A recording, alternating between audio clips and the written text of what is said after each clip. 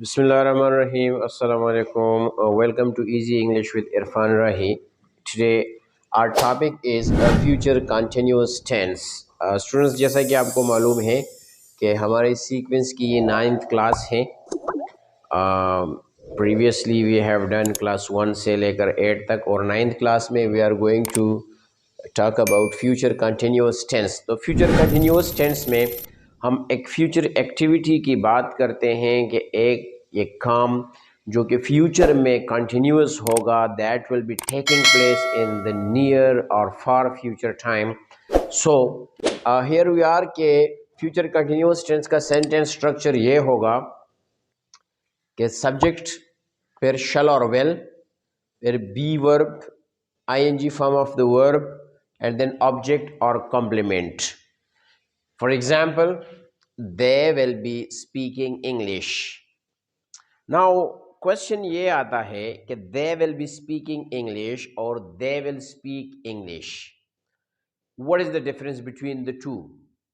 There is quite a big difference, क्योंकि they will speak English ये है future indefinite और सिंपल फ्यूचर टेंस, और they will be speaking English is future continuous tense. तो they will be speaking English means वो अंग्रेजी बोल रहे होंगे. that is what it means, वो अंग्रेजी बोल रहे होंगे. the action will be going on, ये काम जारी होगा एक पर्टिकुलर टाइम में. But if we say they will speak English, तो इट मीन्स कि वो अंग्रेजी बोलेंगे गैर मुअय्यना मुद्दत के बाद. आई डोंट नो के when, but they will speak English. So that is the difference कि they will be speaking English in a particular time, the action will be going on.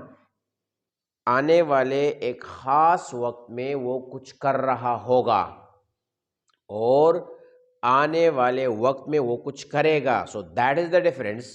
So we are here कि they will be speaking English means वो अंग्रेजी बोल रहे होंगे. इसका negative sentence, अब B से पहले रिमेंबर कि बी और वर्ब के दरमियान कुछ भी नहीं आएगा, क्योंकि ये वर्ब का हिस्सा होता है. तो बी और विल के दरमियान नॉट लगाएंगे. जैसा कि यहाँ पर है, I will not be buying books, मैं किताबें नहीं खरीद रहा हूँगा.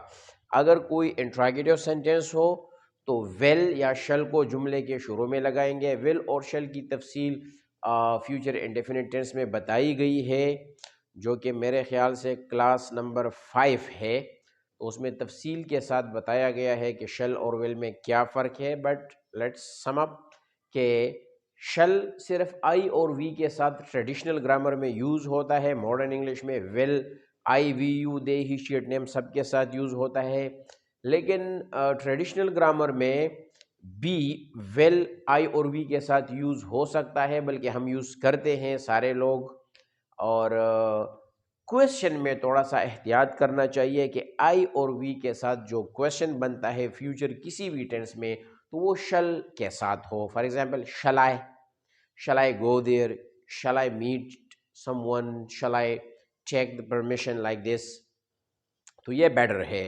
अदरवाइज अगर कोई स्पोकन इंग्लिश में विल आए, विल भी बोले, तो that is also okay, because in modern English that doesn't matter too much.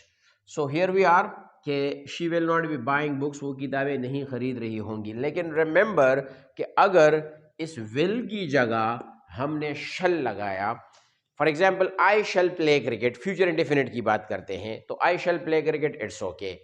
लेकिन you will play cricket, okay. लेकिन अगर हम कहें कि यू शल प्ले क्रिकेट और ही शल कम हियर, तो that is a type of threat. जुमले में हद से ज़्यादा ताकीद है कि मतलब यू शल डू इट, तुम ज़रूर ज़रूर किसी भी सूरत में ऐसा करोगे. तो अगर यहाँ पर इस विल की जगह हम शल लगाते हैं तो सेंटेंस पे बहुत ज़्यादा स्ट्रेस आएगा.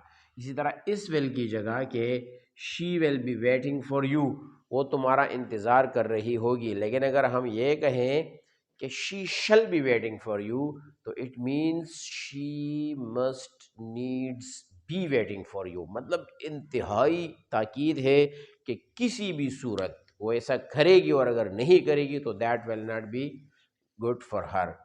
So, will you be sleeping at 8 o'clock tomorrow?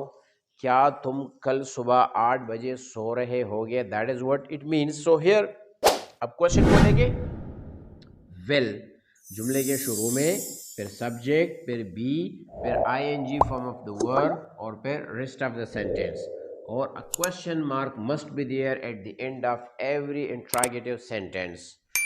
So that is how we do future continuous tense. Remember कि फ्यूचर कंटिन्यूस टेंस में हम उस एक्शन के बारे में बात करते हैं जो कि मुस्तकबिल में यानी आने वाले वक्त में एक ख़ास टाइम में कुछ हो रहा होगा या कुछ किया जा रहा होगा। तो इस टेंस का सेंटेंस स्ट्रक्चर यू में सी देयर कि I, we, you, they, he, she, it, name, जो भी सब्जेक्ट हो उसके बाद वेल, या अगर आप बहुत प्रिसाइज होना चाहते हैं कि कोई मतलब अगर मिस्टेक का कोई चांस ही ना हो तो और आई वी के साथ शल लगाओ, क्योंकि सवालिया में फिर बात मुश्किल बनती है। तो आई वी के साथ शल, बाकी सारे सब्जेक्ट्स के साथ वेल, फिर बी, फिर ING form of the verb, फिर ऑब्जेक्ट। लेकिन अगर आई और वी के साथ बी विल लगाए तो इट्स ओके। मतलब अगर आप कंफ्यूज हैं कि अब हम यहाँ क्या यूज़ करें तो वेल इस्तेमाल करें, इट्स नो प्रॉब्लम।